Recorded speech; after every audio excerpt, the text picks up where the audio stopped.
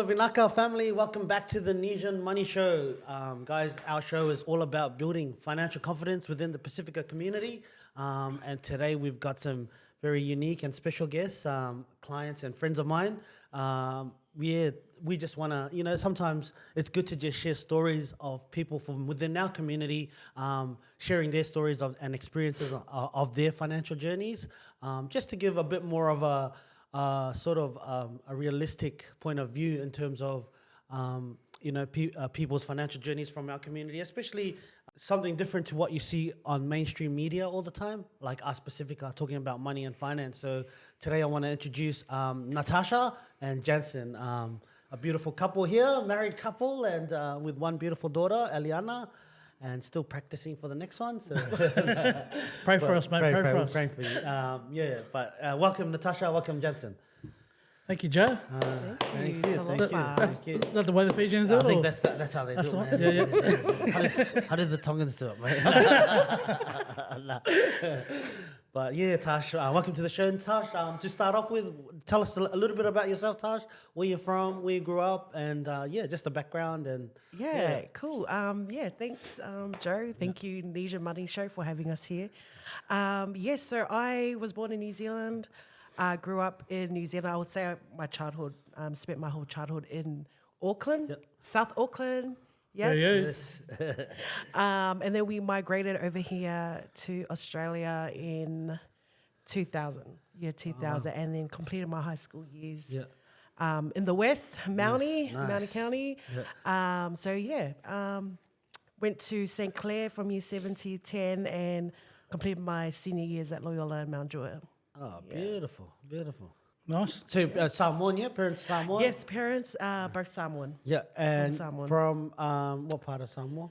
This is, because, they're from everywhere. Okay. My mum, she is my grandma. My mum's mum, she's from Apia. Yes. And her father was from Lotofanga. Yeah. So it's like Quebec sort of village. My dad is from Salamumu and Savai'i. So that's the other island in Samoa. Oh, nice. Yes. Jansen, the man. This guy's a unique person. So I'll let him tell his story. What was the question, mate? Where you from? Where did you grow up in Bankstown, mate? And your Habibis. Yeah, mate. So I was actually born here. Yes. One of the rare, I guess I tell my wife this all the time, but born in 1984. Yep. So I'm probably one of the rare half Tongan, half Samoan breeds that are my age now, because it'll be a lot of them nowadays. But going back to the 80s, it's a very rare thing. But I was born here, born at Canterbury Hospital, and resided in a place called Campsie. Stayed there for most of my childhood years. Went to Harcourt Public School, and then high school I went to Canterbury Boys. But I lived all over the Bankstown line, man. I went from Belmore to Lakemba, all over Bankstown. So, where's the Manush? Yeah, nice. Where is it? Where's the kebab salad? Where's the Manush, mate? Nice. Yeah, but being half Tongan, half Samoan, man, that's really unique. Like, as you say, we all know the history, and we're a lot more. Who's Tongan and who's Samoan in the family? So tell us a little bit about that. So dad's Tongan, yes, and my mum is Samoan. Yeah. Mum is from a place called Sanapu in Apia. Oh, okay. But she currently, her family resides in a place called Tangamongomo, which is near the Mototua Hospital. Yeah. Oh, Excuse my French if I'm pronouncing it right. But dad's Tongan. Yeah. Tonga's sort of made up of a few islands. Yeah. So you got Hapai, you got Vava'u, and then you got Tongatapu, which is the main island. Yeah. Dad is from a place called Vava'u, and in a village called Te Fisi. Oh, wow. So that's where the old man's from. I haven't been there yet, but been in Samoa and that. So. Yeah. Oh, it's interesting, man. You got the best of both cultures, so it's really good. Like, you get to experience both. Yeah, very similar, but then very different. Yeah.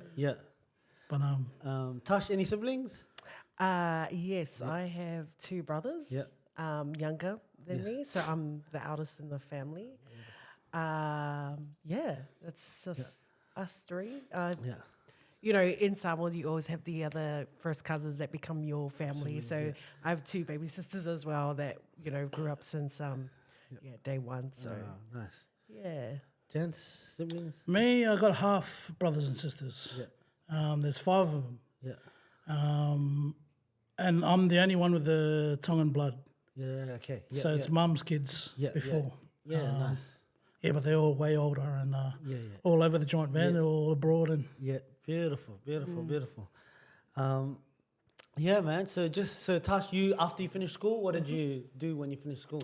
When I finished school, you know, like every Islander kid, you know, the parents are, you know, trying to tell you, look for a job. And being the eldest, you know, you kind of have that pressure of wanting to, you know, support the family. Yeah. And so that was what I did. That's what I did straight after high school. You know how you have that 6-week holiday? Nah, for me, it was job hunting. Wow. After, you know, week after another. And going all over the city, Parramatta, you know, trying to look for something just to get in. Had no experience whatsoever, but God blessed me with a job. My first ever job in North Sydney. Yeah. So I had to catch the train all the way from Mount Jewel to North Sydney. And that was exciting. For me, it was exciting. You know, I get to go over the harbour bridge every day. Nice. But it was for a company that they were a leading subscription provider and also in technology, ebooks for libraries. So I worked in the customer service section. My main clients were librarians. So yeah, it was interesting, but I did it for about 4 or 5 years. Wow. Yeah. Awesome, man. Good So that's on what you. I did, yeah. Yeah, but that's interesting, you know, when you say that, like, for us polys, like, the young, you know, you being the eldest, you got to sort of, like, be one of the, like, the providers, you know, type of thing. That pressure that is put on you. It's not a bad thing, I guess, like, but it teaches us to grow up quickly. you got to take the lead, Take the lead, which is good. But yeah, that North Sydney, oh wow. Yeah. The customer service role. So you on the phone mostly? Like, Yeah, I was on the phone mostly, but I had my set of clients that I You would have dealt learned with a on lot, daily. eh? I learned a lot. Yeah. And being young, I was so nervous getting into, you know, the work. Because I've never worked in my whole life. That was practically my first job. Yeah. But I've met a lot of good friends that I'm still in contact with till today. Yeah. Had a really good management over there. It was, it was great. Nice. Jens, well, I know you've been a bit of a butcher. So was that what you did when you left from school? not directly straight after school, but I did a traineeship for Aristocrat, working on maintenance work for poker machines and stuff. That was at Canterbury Leagues Club. That was part of a traineeship for playing footy. Yeah. And then after school, I got into security, doing a bit of security jobs with my cousin who ran a business. Yeah. And then from there, didn't stay there too long. And then one of my other cousins wanted to jump on to, because I was complaining about working, because with security, you're working on the weekends and that. So it was good money back then, but then, you know, I was still young, you know, still wanted to... You wanted to enjoy yourself. Yeah, enjoy myself, have my weekends. And then and then one of my other cousins told me, jump on board with us at it's a place called Beacon Jansen in Greenacre. Yeah. And that's a meat processing factory. Yes. But they used to do meats for like Woolies and Audis and all that. Yeah. And I was thinking, I'll just probably jump in there just to do the Monday to Friday, you know, daytime sort of thing, and that'll get me off on the weekend. So I jumped in the interview and ended up getting the job. So, and then through there, I did my apprenticeship for butchery. Oh wow! So attended Granville TAFE once a week. Yeah. Did that for 4 years. Yeah. And then stayed on the butchery game for quite some time, and then started learning the ropes about that. And then what was it like being a butcher? Did you enjoy it, or was just how did you find it? Yeah, I enjoyed it, man. To be honest. Yeah. Especially, you know, when you get, really you're only thinking about it's only meat, you know, really. Yeah. But it does get a lot technical when it comes to different types of meat and learning the whole anatomy of the pig or the cow, you know, or the cattle. So I had a bit of experience working at abattoirs and learning how the meat process right from the beginning, from the time it gets fed, you know, whether it's grass-fed, grain-fed, all the way to the slaughtering, and then from the slaughtering all the way down to processing it, and then what you see on the shelves, you know. So yeah, it's funny how how much you learn and how technical things can get, learning the different types of meats and Wow. Yeah, it's amazing, when you go down to the butchers and they've got all the different cuts and Yeah. ribs and this. yeah. So Did you do any slaughtering? we got to see it, like part of the apprenticeship. Yeah. But most of my time was just processing the meat, Yes. packaging, and learning yields and things like that. Yeah. So Nice.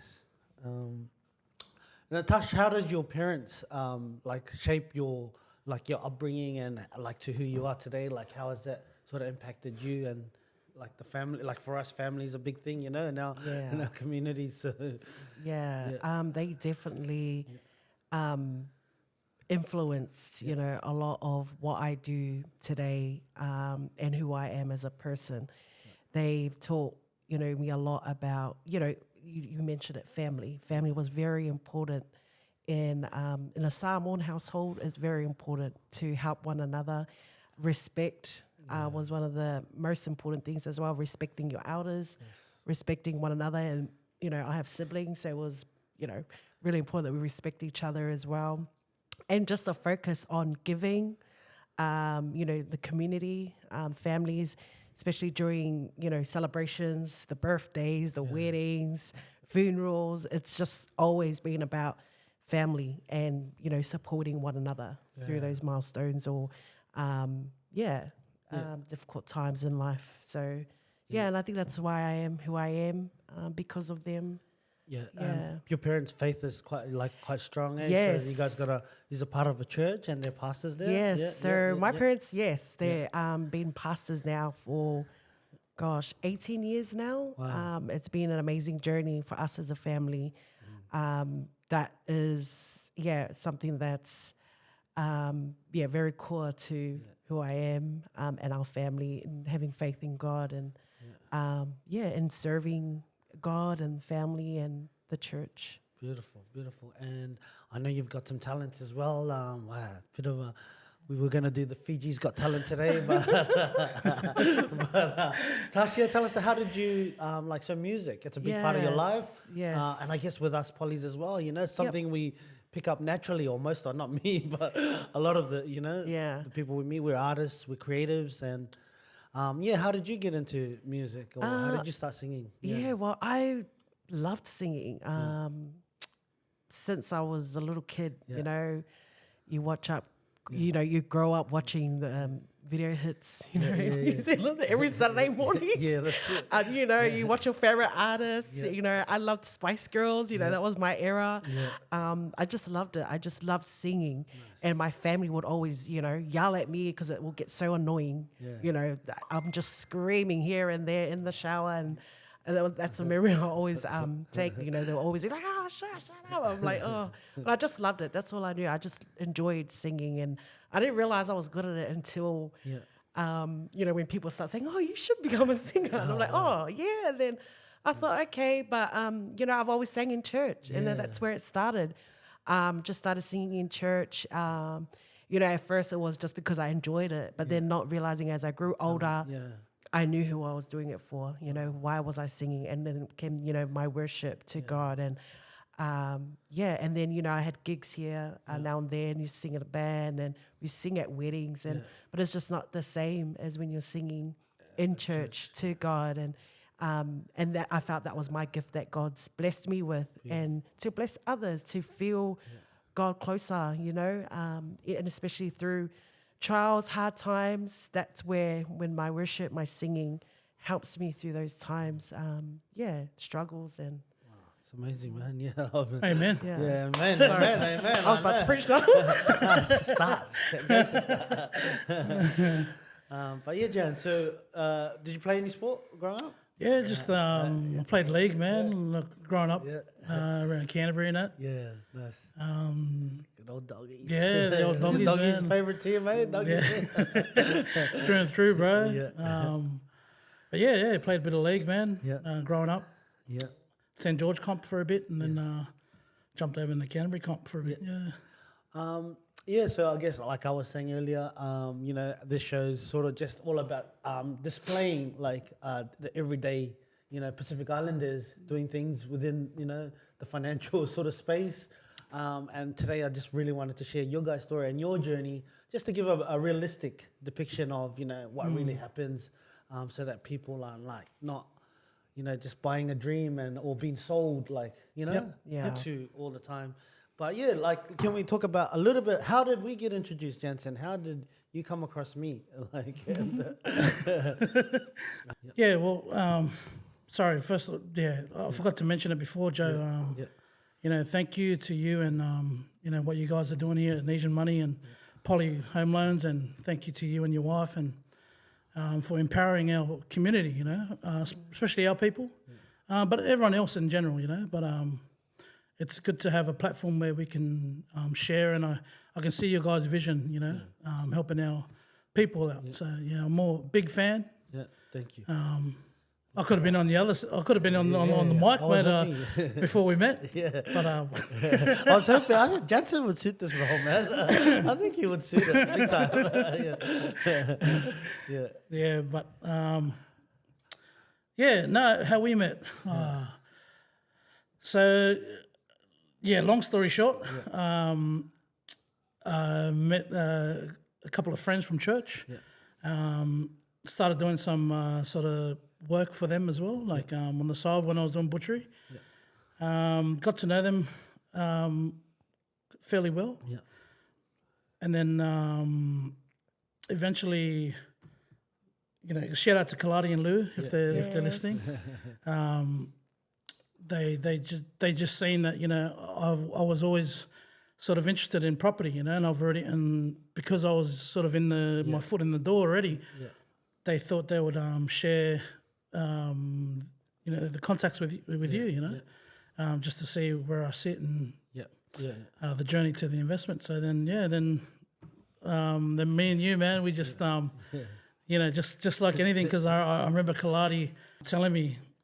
He came over to visit one time and he was saying, "Oh no, man, Joe's good, man. You'll be able to relate to him." I was like, "Oh, okay, sweet." Because sometimes, and it's very important for us to understand that for us as owners, sometimes it can be intimidating to have that first contact with whether it be a lawyer or a mortgage broker or some sort of professional. You're always skeptic on how you're going to approach it, or you don't really necessarily have the confidence on what to say, or but then I just remember Kaladi just reassuring me, "No, man, you'll get along with him, man." And then when I made that first phone call, man, me and you have just been like, I don't think we talked about it.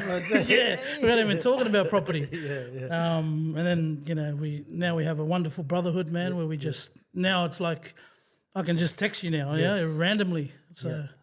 Yeah, that's our meet, man, and ever since then, man, I haven't really looked back. Awesome, man. Yeah, I was quite surprised when I spoke to you initially, the way you spoke, but you already because I think maybe you're brought up here and already, ingrained in the system or whatever it is.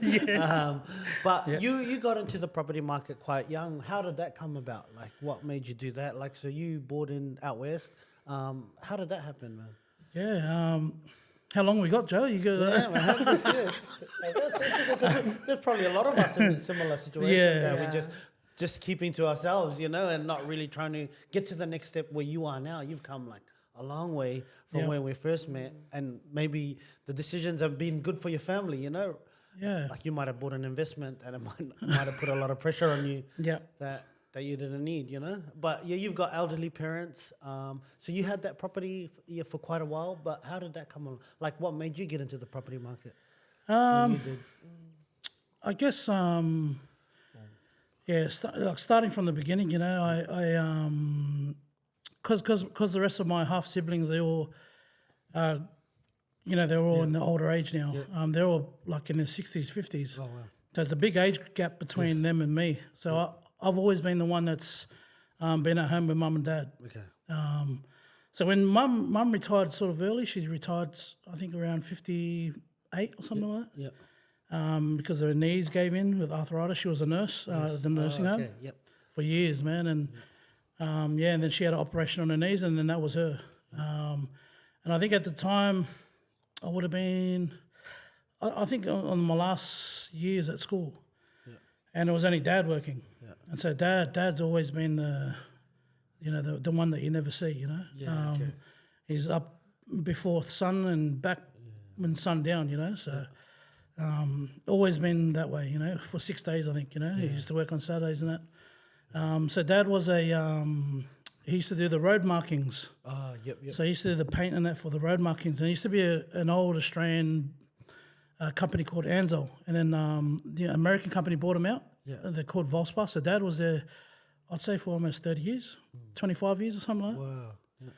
Wow. But I knew that it was a time where he was going to come to his retirement.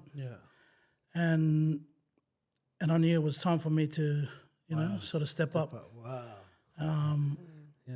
And growing up, man, the old man's always been the one that drives that sort of financial side of things for me, about future, always thinking about the rainy day, always thinking about your what's ahead of you, Yes.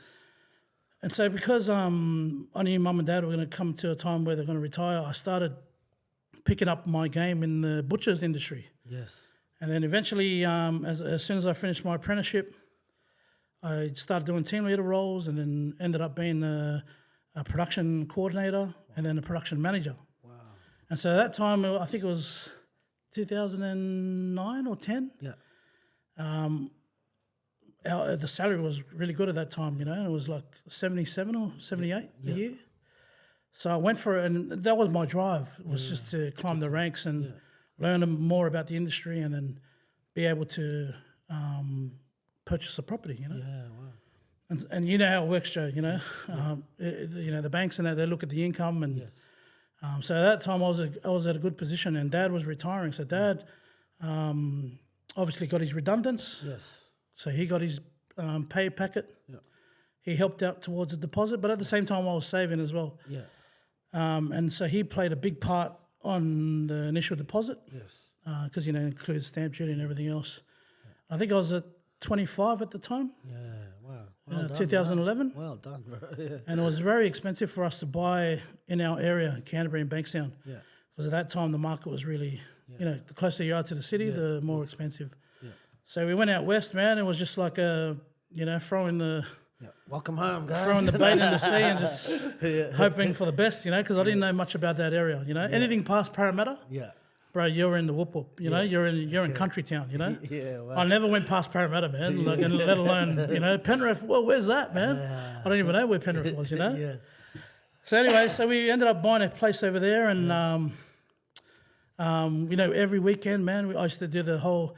And at that time, I didn't have internet or computer at home. So I had to.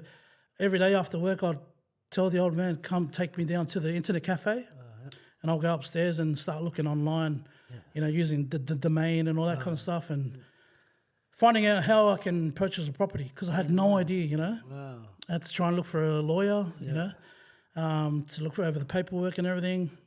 Every weekend, man, me and my mum and dad would always go, I'd book out like inspections out west. Yep.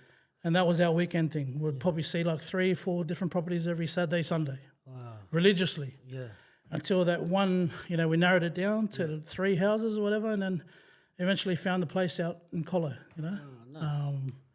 And that time was about for 410. Yeah. Yeah. And then eventually I got it brought down to about 367. That's Oh, wow. That's about almost 15 years ago. Yeah, wow. Now well it's done. yeah.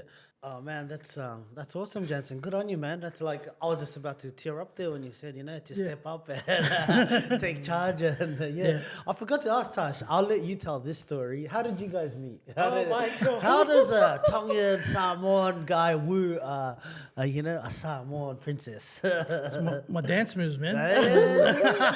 Well, you can tell the clean version. Better not let him tell the story. I was preaching, man. I was a guest speaker. Yeah, okay.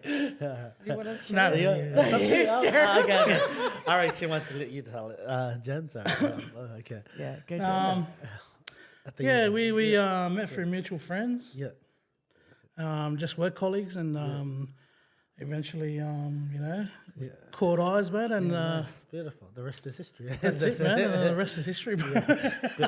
Better not tell me. Pasta. That's the PG version, mate. If you want the, Very good. that's on the extended version of this podcast. We'll do that on the Patreon channel. Awesome. Yeah, so Tash, after you finished that job at the call center or at doing the that stuff, what did you do after that? Like, did you, and what made you want to get like something else? Yeah, it's funny elsewhere? that because while I was working there, I wanted to do something different. I wanted to get out of the office, type of job, and I wanted to get into community. Yes. My heart was always been, and I think at the time I was doing youth. Yep. So I wanted to do something around youth work or community service. And again, it was from couple at church that were working for a company that does social work, disability support, but mentoring youth. And it was through them that I got this job. I just went for the interview. Oh, wow. I said, no experience, no experience at all. Yeah. It was just like, okay, God, just help me through this. And and it was just the willingness of wanting to learn and to help people. And so then I worked for a disability organization. Yeah. At that time, they were working with young people or young adults. Yes. And then they had this newly built house for women. Yeah. And they were seeking women workers, female, and then I applied for it. Yeah. And got the job and just been at that company now for almost 15 years. Oh, wow. Yeah. Awesome. Good on you. And so, been there since, been in different roles within the company, got to experience different sides of Australia as well, which has been a blessing, but also just gaining those skills and I think I've become a better...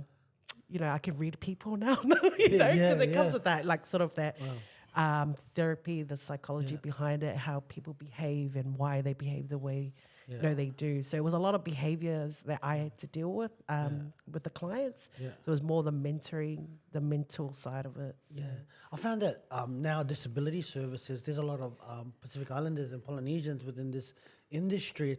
I think it's so suited to our personalities and just the way we are, Do you think that's 100%? 100%. Definitely. When I first started, there wasn't really many working in this field. Yeah. To where it's at now, it's amazing because you're right. Yeah. We have those skills. We have that's our strength as people. The caring.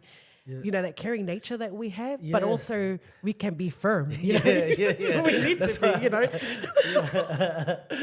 But in a sense of, teaching them, educating them as well. But I always said we are discipline. The discipline your parents taught you is the same discipline we are applying Very today. different. It's a very different discipline.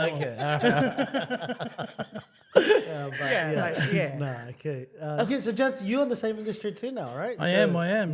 How are you finding it, man? I fell in love with the industry only because, like we were saying, that's who we are as people. Yeah. We love people, and it's rewarding in a sense, So not only, it pays the bills, but it also to know that you're making a difference in someone's life because of their disability. Yes. You sort of walk away. Grateful for it, you know. Do you guys talk a lot about work at home, or?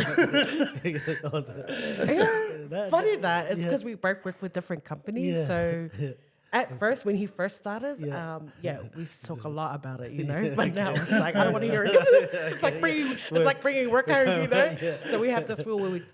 Separate that and I think we gotta have a balance, Joe? Yeah, that's true. We're still working on it.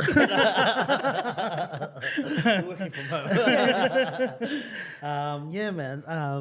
So, Jans, with your property journey or your property journeys, when you guys both first came, you were at a place where you were trying to figure out what was the next move for you. Like you got to this level, you've had this property, you've got baby now. You've got older parents living with you. What are you going to do in terms of the next step? And navigating through that, how was the experience for you? And for us, it was interesting for me because I was like, I sort of knew what you needed to do, but it was getting you on that trying to get you to see what I was seeing because, after because on mainstream media, it's like buy the investment, negative or do this. But it was like, for me, I saw that you had these older parents. You needed to have a strategy that suited both, your investment lifestyle. and your lifestyle. Yeah. What did we end up doing in terms of what you had? Because I think you explored borrowing more money and investing into like a bigger house or something like that, right? And we did the numbers and you had some multiple debts as well, right? That you guys were paying and I'll let you tell this. So you're a good storyteller. Joe. To be honest, man, I had no idea what to do. I was kind of like, what would I say? I found one of the things with you was trusting someone. I think, that was a big 100%. one for you, like because you're sort of like that bank town. What's this guy trying to take my money? And he's gonna charge you, sort of like that skepticism always, like 100%. Always, not trusting what you first see or. I don't know, man, I don't know what it was, but whatever it was that was ingrained in me at the time, or maybe the area that I grew up, and hence why that gave me the confidence to be able to speak to you, Joe, because I suppose we weren't the ones to sort of not necessarily care about what other people think, so we were very outspoken, and everything came from the heart, and everything was up front. There was no, what do you call it? How can I say? No dodgy stuff going on because if anything, and so it was just because everyone you tend to meet, you're analysing people and how they are, and you sort of get to know what they do, and nothing's really done for free nowadays, So, but you just want to make sure that you get the right outcome out of anything that you pursue. Yes. And so with you, that was easy, man. It was like we were really transparent. We were really upfront with each other, and not promising anything like too far fetched or quick get rich scheme or any sort of plans around that. What we see out on social media nowadays. But I honestly had no plan. Yeah. Like I had the house and I was sitting there for a while. There was no inspiration or any. It was almost like, okay, I've got the house now. Yeah. I'm happy, man. I've done it. That's the Australian dream. Yeah. There's nothing further for me to look into. Yeah. But that all changed, man, when I got married, and then had a kid. Good. Nice. It was a new sort of inspiration. Yes. There was a new, like another fire burning inside. So then when we met, and then you started throwing all these ideas, based around your experience, Joe. Yeah. And then we started talking, and you started giving me all these ideas about, what about you build a granny flat, and then, that'll add value to your property. And you gave me a few options, and then we did the numbers and everything, and numbers don't lie, Joe. Yeah, so, that's right. Once we sat down and you gave me a few options, we sort of agreed that was the best option for us at the time, with what we had. Including our parents and everything else around it. So, so now, we built that granny flat. Yeah. And it has built-in value to our property with the extension of, the rooms and everything, and the need for, the grannies nowadays. Brand new kitchen for the wife. New kitchen for the wife. I think during that time I was on mat leave as well. Yeah. And how was the experience, Tash, with the granny flat and everything? Like, because man, that's a big thing to do for him to manage to find to. I remember it was stressful, man. It was because you had to do the demolition, you had to get the approvals. Yeah, we did well, council man. approvals. You had to do your research and everything. But I remember, I think before the granny flat came into place, we think of the knockdown rebuild. Remember? That's right. That's right. We were thinking, what do we just knock down? Because it was, fairly old place, so we just wanted, and then we went to go look at the house displays, and and then we figured, where are we gonna stay once it, we knock it down, and then that's. I think that's when we did the numbers, it didn't quite make sense. doesn't make sense for this Yeah. one, but maybe for the next one, like Yeah. so increase the value here, take out the equity, and then Yep. but we managed to consolidate like some debts and so Yeah. reduce the 100%. burden and the stress of having multiple payments. That's right. Got rid of our finance on the car. Yeah, I think that was a big one, eh? Yeah. Credit cards. Finance of the car, yeah. Tash, how was the process for you when with the building? The granny Oh flat, my gosh, that was it was worth it. Yeah. It was worth it. Yeah. There was a lot of We didn't get the pool. We didn't get the splash pool, but No, we that's for the next one. but it was a lot of it took about a year. They did say a year. Yeah. But because there was a lot of I think there were shortages in some of the Oh, that's right. It materials. was a hard so time, it was because it was just after COVID, I think, Yes. or during COVID. Yeah, it was a few years back. Yeah. But and then it extended to another half of a year. But it was a good experience, hey. It was we learned a lot. Awesome. About the build and different materials because the company that we were with, they were really on top of the emails and sending us weekly updates. How did you find that? How did you select the company like that, the builder? Because it's a hard thing to do these days, man. Oh, 'Cause there's so 100%, many, Joe. right? And So many. we stuck to the three, Get the the 3 quotes. the 3 quote rule, just and trying to narrow it down. But we kept looking around in our area, kept going to the actual site to make sure everything's all good and what they offer. And to be honest, man, they're probably not the cheapest out of the lot. Yeah.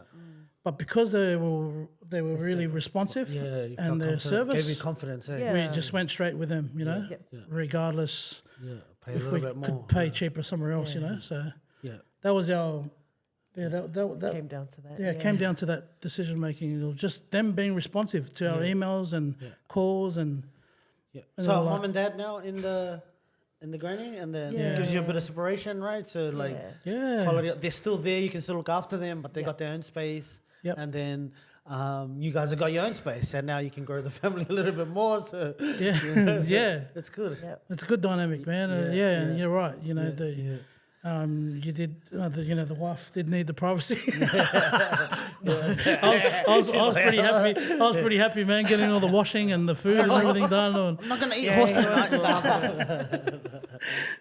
But I'll get the best of both worlds, man. Yes. Go hop over the fence, man, and I can go see mum and dad and check up on them and That's awesome. jump on the other side of the fence and see what the wife's cooking. Nice. Very good.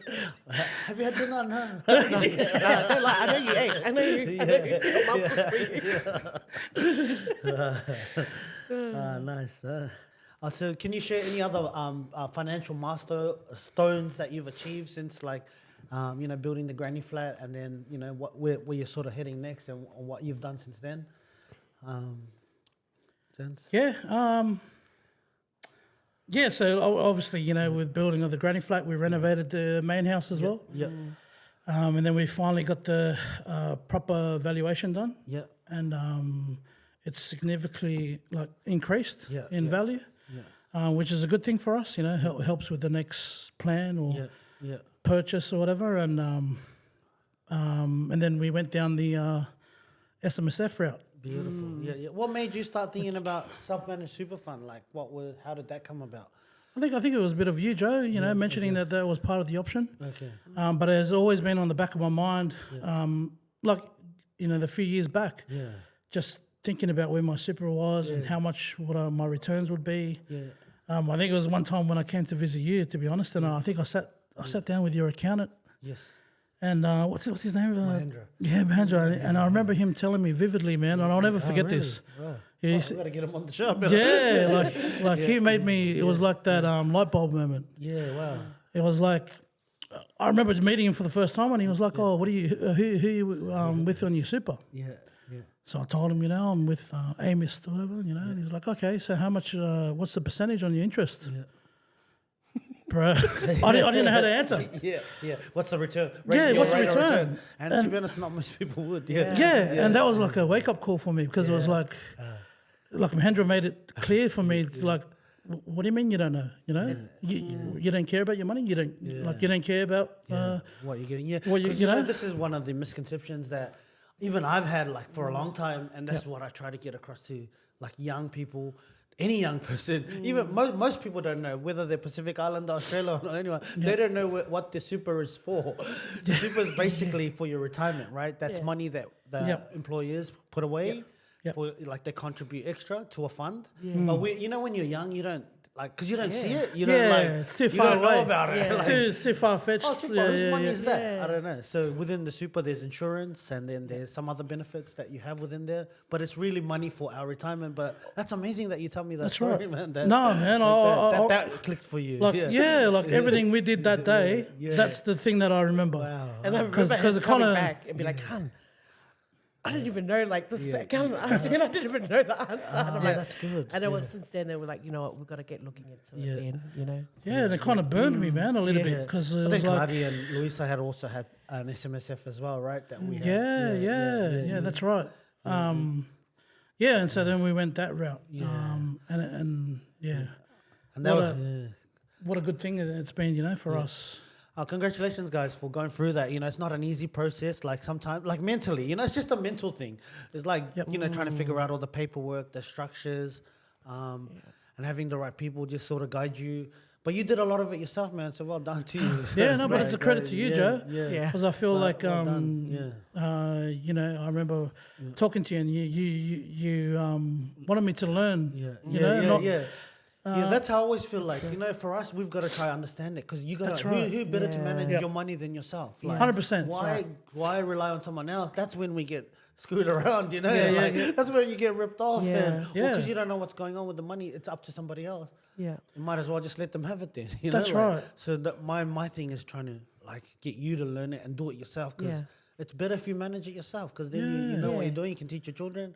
And it sort of adds another, you know, more meaning towards it, you know, because you know what it takes to get there. Yes. And the process of it, you know, and you're sort of learning, and you want to know what's, just like what Mahendra was telling me. How do you not know, you know, like you not care about where your money's going, you know, and that kind of like, and that's something that my old man used to always drill into me all the time, you know, like, you know, you got to be all over the, you know, what's going on, you know, shop around, you know, whatever bank you're with, and if the interest is not right, then shop around, you know, don't be don't be scared. to your loyalty, you know what I mean? Explore your options. Explore your options. And I always tell you that, like, I'm the 2-3 property guy. After that, you're at the next level. You gotta go to the 3-4 property guy. So I'm always like, I'll be happy if you went to the next stage. You know. So that's what I'm.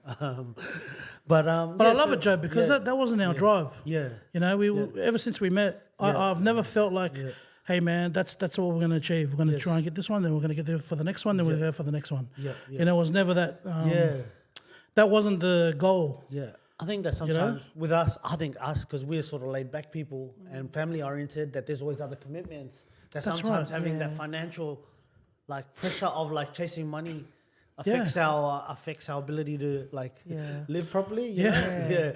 So that's one of the things I just wanted to point out now. Like it's probably made your you've had probably more holidays now than what you could have had if you hadn't like done this move. You know, because some people think, if I'm going to get into a mortgage, I'm going to be stuck for 30 years.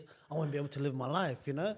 But do you think, has it changed your fun, like, you know, in terms of disposable income much? Has it been better actually, or is it? I think it's been better, to be honest. I feel like... You have more debt, but life's better.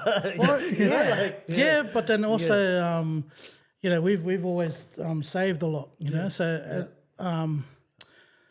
but, you know, like, you know, over the years, Joe, and it took me a while to get my head around it, but you know, it's just like my old man. He had that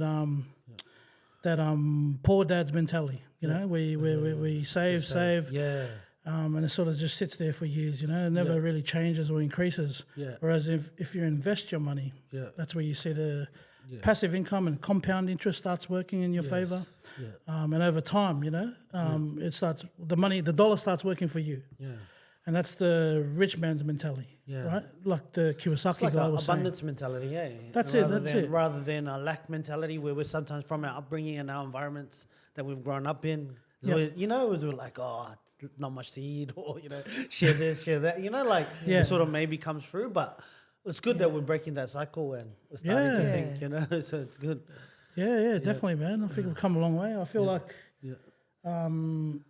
as we've been through all the way to the SMSF process, I feel like nothing's really changed. You know, we've quality of life's better. yeah, probably. we've sort of like had to prioritize and relook at our financial stuff again and prioritize where we need the money to be sitting. You know, in order to be able to have a work and a life balance. Yes. Yep. So now, it's a lot more. Yeah, it's just knowing where your money's going, and we do this every year where we do our own auditing, and Oh wow. no, Make us look bad. it's just like, you know, Yeah. like, and we didn't realize, like, just going through your, Yeah. because I know it can be confronting sometimes, but I think it's so important and so good, you know, to get into that every year. Beginning of the year, you know, and when we looked at all our expenses, we didn't realize how much subscriptions we were paying, you know, and some of them we don't even use it. And then 100%. so we had to cancel some, thinking that we haven't used this the last 6 months. And then done. it just helps. Yeah, with just that, redirecting you know? that money where it can go Yeah. to somewhere else important, you know? Yeah. I always try to say, man, because we're big families, why don't 3 or 4 of you pay $5 each for that subscription and then just have one username each? Yeah. That's what it's true. Bro, Yeah. we've been using now. Don't worry, I was using my dad's. But yeah, no, it's funny when you say that. You know, Lou. One time I met with Lou and Kalari, and then we're going through the statements, and I was like, man, there's so much Ubers on here, but I didn't mean to say it out loud. Like, I didn't mean to say it out loud. Man, there's so much Uber Eats on here. And then ever since that day, she's been really conscious of it. She's like, oh yeah, actually, man, my broker told me there's so much Uber Eats. It's true. It's true. Yeah. Because over time, you don't you don't get a sense of where your money's actually going. You know, so for example, you might get paid, say whatever, 50,000 a year, right? And then say 15% taxed. Whatever's left, right? You're sort of like, man, where is it? Yeah, 100%. You know what I mean? 100%. And you're looking at your concrete bills and stuff like that, but then it still doesn't add up. Yeah, no, 100%. We generally tend to spend more than we make, so it's good that you know. You got to be accountable, you know, and everything's transparent between me and the wife. You know, we full sit down every 6 months and go through our financials and see what's what bills needs to be paid, and we have a separate account for that, and then just to that way it's not the one-off hit, you know. Yeah. So we put money aside for those kind of things. Any Pacific Island couples looking for budgeting advice, mentorship in that area, we've got the couple right here. And if you like the content, don't forget to give us a thumbs up and and subscribe. Yeah, beautiful. All right, guys. Jan. So in terms of future outlook and plans, it's so good to see how far you guys have come. Like for me, it's like rewarding, to see that. Like, man, it's funny because money is important, but it's like more than that. Like, for me, I've got this passion and this drive to be able to see as many of us. Because I feel like if we get to individually a position where we have enough extra sort of money that we can put in as a whole and do like a big sort of project together, or just you with the church members, if there's 10 of you who are property owners, you guys see a development site like the Libbers have been doing, they put 100 grand in. I should have Lebanese, not Lebanese. Lebanese. Hey. My Lebanese brother. Hey, you kind of offended me, bro, for a bit. But they've been doing it for years, like as family groups, accumulating wealth together, because it's hard as an individual, or just as one person to get to the next level. I think you need to do it collectively, but the community needs to be on the same wavelength, like transparency, these accountable, budgeting thing, sharing the, having everyone have a login Sharing to the workload. the bank, the spreadsheet to say, look, this is how much has come in and out. But that's like future for me. That's like the passion is like, maybe we can do something collectively that's going to have a huge impact maybe be able to impact others back home, like in Samoa, like see if there's a group of Samoans, do a big project here, and whatever residual income that comes out of it might be able to flow back to the islands or create jobs here that we can bring them over. There's lots of like the thoughts that I have go like, it's great, but how we're gonna get there one step at a time, like this. Even if it's our kids should do it, it's probably the goal. But in terms of financial, future financial goals, Natasha, what are the goals for the future that you have both been discussing? I know Jansen sort of like hits the way, but from what Jansen's mentioned. So Yeah, well, for us, now that we've got the second property through SMSF, we actually were talking about wanting to make the property that we're currently living in to be rented out Yes, as an investment. as an investment, and looking to move into another Bigger home, upgrade the bigger family home. home. Yeah. That's it. Yeah. Okay. Because now Yes. I have my parents living with us. So my parents and my little brother. Yes. So Might have to build another granny flat, Joe. Go up. maybe add another story. Yeah. So we're just Yeah. looking at that. That's kind of where, right now we're looking at wanting to rent that. We don't want Yeah. to lose that Yeah, property. 100%. Positively cash flowed, so you don't want That's to give it. up. Yeah. Yeah. And then moving Especially to in a the bigger area, home. because St Mary's is the new hub now, Yeah, it is. especially for the airport. Yeah, Yeah. beautiful. Yeah, so close So everything's to growing there, man. Penrith Panthers are on fire, man. Nice. And Yes. hey? All in a row. Yeah, my son's team. Yeah. Yeah, so that's where we're kind of looking well at our done, future man. goal. Yeah. Yeah, and I'm sure we'll be meeting with you later. Yeah, definitely, 100%. I'm already working on it. Yeah. Don't worry. Faith's a big one of our lives, right? So faith's always been a. Jansen, were you always in church, like growing up? Or? I think she got the short end of the stick there, bro. Okay. Well, I think I'm the one that got blessed, bro. Yeah, it's beautiful. Well, Someone's you are. praying for me, man. I think she, yeah. Did a prayed lot for of you praying and before fasting for you. Beautiful. Well done. Yeah, true. Yeah, so how did you get into church, Jan? Yeah, man. It was through Tosh, yeah. Beautiful, man. Yeah. I was one of those older kids, man, that Yeah. you know how you have your footy mates and they say, "Oh man, I can't play on Sunday, mate." I was like, "Why?" Yeah. And they're like, "I've got to go to church." Yeah, I go, "What church? Yeah. Don't worry about it, bro." Yeah. I was that kid, you know, because mum and dad weren't really religious because they left, the islands at a young age, Yes. so they weren't even like really cultured or like themselves, because they. And then different ethnicity, like sort of. Yeah, 'cause one's Tongan, one's Samoan. So that clash, Yeah, that's sometimes. right. Yeah. And then so, because it wasn't really important to my parents at the time. Yeah. I didn't really grow up in church, man. Yeah. Okay. And that went on for about 30 odd years, man. Wow. Yeah. And what brought you back to Christ, man? Or how did you? Oh, mate, I think it's when I met this one, man, the relationship, Beautiful. Yeah. changed everything, man. It wasn't thrown down my throat, like some of us Christians can be guilty of, where we start throwing the Bible down the throat, forcing people to do something, but without understanding. Yes. But then, man, it was just prayers and I think maybe persistence and patience with me that made me come across, man. Amen. yeah. Well done, Tash. Thank you. Thank you, Jesus. Many prayers, brother. Yeah. And it was funny because when we first met, I thought, you know what, I'm just going to throw it out there. Yeah, my dad's a pastor. And then God did the rest. Beautiful. Because Jansen will be like, pastor. Yeah, I know he was going to run away, but... As soon as I found out that, man, I was thinking, oh no, man, all the fuck lovers and all the, bro, do I run for the hills or but man, no, what a blessing, bro. Yeah, beautiful. Yeah. Man. So future, so we've spoken about goals. What would you say to any young Pacificers or any Pacific Island families in general out there, like in terms of, I don't know, like in the any financial sort of inspiration or advice or tips that you may have from your point of view, because everyone's got a unique perspective to how they treat money, So like, what would you think, that you could say to maybe help inspire or maybe just give them guidance based on your journey? Yeah. What would your...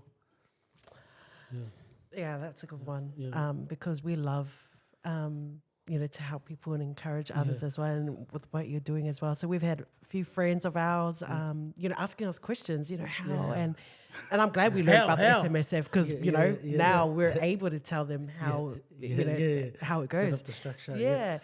But, I just think it's important, like if you're a couple out there, the transparency between each other, and, you know, with your accounts and the finance side of it, and be truthful. And also, be truthful and go through those, you know, auditing, you know, your accounts. It's so important because, you know, it's so easy to tap here, there. And, you know, we're not bothered to look back at our accounts or print out a statement, you know. I guess, try and you know, go through that. Tash, you know, when you say audit your account, can you just explain how you guys do that? Like how you audit your accounts, so that, because audit's like, it's like, oh, shit. Sorry, it's not like those hard out auditing, so but just so you can, they can understand. So really, it's just going through. So we go through our expenses. So really, so you we print out your focus- bank statement. So we go through, or even just going through your Net bank. your net bank. As simple as that. Even just go through, because you can now, you know, there's a search button there, categorize. So what we do is we look at our expenses, what comes out every, you know, and we just write it. Like, well, if you want to type, you can type on your laptop, but I'm old school. I like to write things. So I just note down everything, all the subscriptions we've had, expenses, the debts, even with our mortgage, car, not car anymore, but like insurances and everything. Just list everything down. Write it down, and then we total the expense based on our pays we get fortnightly versus our income. Our income, and then the average of how much we get with our income every fortnight. So then when we minus that, what we get and our income left, but minus the expense, then that's the money that's left. Right? And then you look at that that's left, and you're like, okay.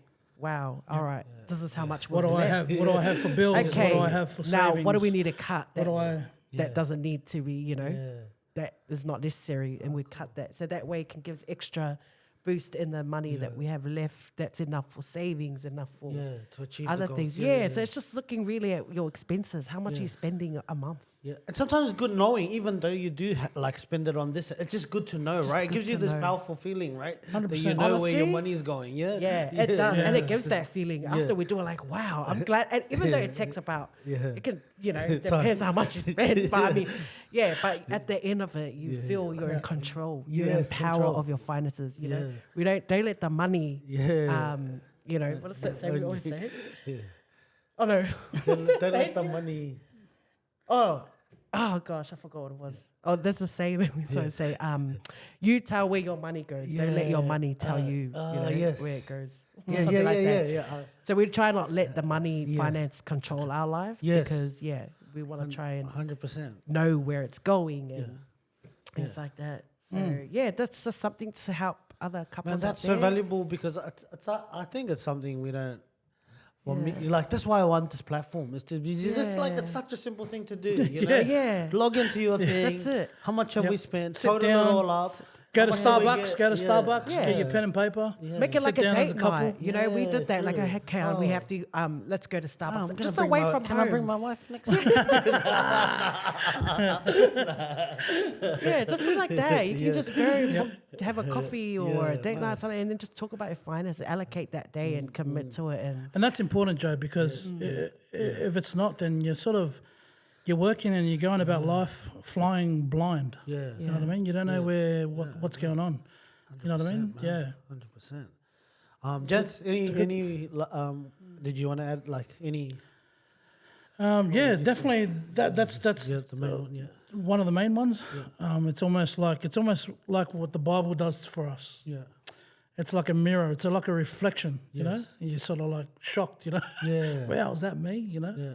So it's accountability, you know, and being in control of where your money's going, because a lot of us, you know, work early hours of the morning, late at nights, but for what, Joe? You know what I mean? So you need to, you really need to look at where your time is and really know where your time is valued for the money that you're doing, for what you're trying to invest in or work for, and now even more so for us, because it's. We're reminded of our parents, you know, the legacy that they've left us, you know, and then for us now with the little one, just to make life a little bit financially free for her, to be able to concentrate on those things like God and church and getting that balance, something that we didn't have, because we're too focused on working hard. Yeah. Now she can, ease off a little bit because of what's been passed down to the next generation. Yeah, you might be able to afford a little bit better education, eh? Like That's right. like for some people that I see and meet and some customers, they don't think about paying 15 grand for their kids' school fees. Like they don't even think that's just normal for them, which is like for us it's always been like But it's interesting. Like this is where we want to get like sort of our heading, But we're not. This is one of the things I always say on the show is money's only come to the Pacific Islands over 100 years ago. The Jewish and the Indians and the Chinese, they've had it for thousands of years. So we're very new to the money game. So it's not like we have to be hard on ourselves. Yeah. But we've got technology on our side now. Like they didn't have ChatGPT, they didn't have YouTube. Yeah. So we can pretty much close that gap. I feel like quickly Yeah, now. a lot quicker. And like which is good, which is what we're doing. And We're evolving. yeah, we're evolving, Yeah. and I think the qualities that society wants these days is what the Pacific Islanders bring. Like family, love, happiness, togetherness, like all of those qualities is what. But these are things, Joe, that I feel. That's why I feel sad in a sense that they're not teaching in our schools. Yeah, Is the financial side of the Yeah. things, the financial literacy, Yeah. just your basic things, like offset accounts, interest rates. Yes. How does that work? Yeah. Things that we had to grow up learning from, yourself and others around us when we're in the work industry. But it should be taught at a young age. Yeah, and that's why I think we start from us. Like if you're in control now. And like you said, like you've been friends have been asking you, and it's good. Like like I feel like that skill of you auditing your accounts could be applied at church, Yep. like as a class but maybe individually to couples who want to know, because I think it's something that we don't do, or most of us don't do properly or enough. We of. steer away from it. So And it's with some of the Pacific Island churches, I know that money's sometimes always an issue. So maybe things like this would help being in control, these skills. Yeah. So Just making the right choices and right decisions, and I think educating, and like you said, education is free, man. We should be empowering each other, teaching each other how. Most of the people that know us, they're thinking, what? They work in disability, but they got 2 properties. How? They built a granny flat. How? Yeah. We're not talking about lawyers or solicitors or professionals here. Oh, I'm just your basic average, Joe. Working, not doing a normal Working, job. but it's just the decisions you make, and nothing substitute hard work, and making those sacrifices. I feel like that's another discipline that we need to learn, is having to understand money and how it works and being able to sacrifice, whether that's your time or whatever it is, but whatever you're trying to achieve, nothing comes to you on the red carpet, you have to work for it. And that's like pretty much everybody I've had on the show has pretty much said that hard work, you can't beat it. That's right, man. And they often like people say work smart, not hard, but really you gotta put in the work, man. You might not be physically at work as hard, but work hard. You gotta put in the effort. Making the right financial choices. That plays a big part, man. Because because most of our friends and family, they're like, man, how, what, how, what do you mean, granny flat? Well done. But then that's a good opportunity then for us to share That's the right. journey, and then for That you them don't have to be necessarily, what do you call it? A high income earner. Yes. Because you can earn so much. Yeah, and you but spend a lot. most times what you earn, your living expenses tends to match up, so it ends up being the same thing. Yes, correct. I've got clients who are in law and still not past one, or struggling on one. So it's this relative to it's your habits and your spending and all of that stuff, like what you're saying.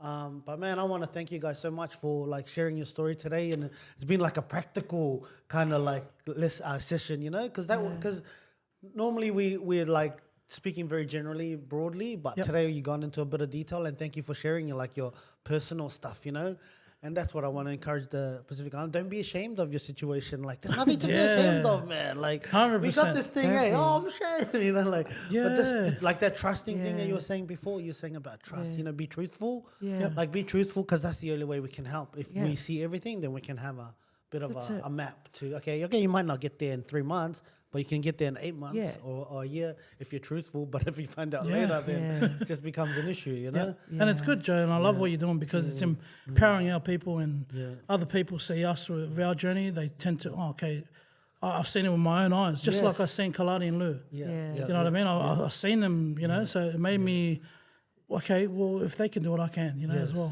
And that's for everyone, you know. And Yeah. that doesn't matter what journey you've started on or what you don't have. Yeah. Man, it's never too late, man. Never. Just, 100%. Never too late. Or what stage of financial life you're in, it doesn't matter. Yeah. Yeah. come and see our brother Joe. Yeah. Come and see our brother Joe here, and we're happy to be transparent, man. I can flip out the accounts, man, and transactions, and that's what I prove say. Like, when prove someone- to you that there's no gimmick here, man. Yeah. We're not playing. You know what I mean? Like this Yeah. is real talk. Yeah, Yeah. 100%, man. Yeah, and that's what I often say to some people. Like, yeah, if you're hearing all these stories from somebody, you should sometimes ask to verify. You know, like, can log in, show me your, or show me the title deeds, or show me your. Yep. Because that's man, we gotta be like that's also being smart because then you're making an informed decision as to whether these people are telling Yeah. the truth or not. So that's where I'm always just like, you know, to get rid of some of that skepticism, you can verify by facts. You know, Yeah. and it's easy. Just And say, building "Log in." relationship with you, Joe. You know, Yeah. I think over the time, the more I got to talk to you about just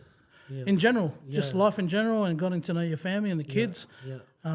That's made our decision a lot more easier. Yeah, beautiful, man. Thank you very much, guys. Thank you, Joe. Thank you so much, Ann. guys. Thank you, Thank Jay. you. Thank you, POLYHOMELOANS, Ann. man. Yes. Like Thank and you. subscribe. Binaka. Binaka. Awesome.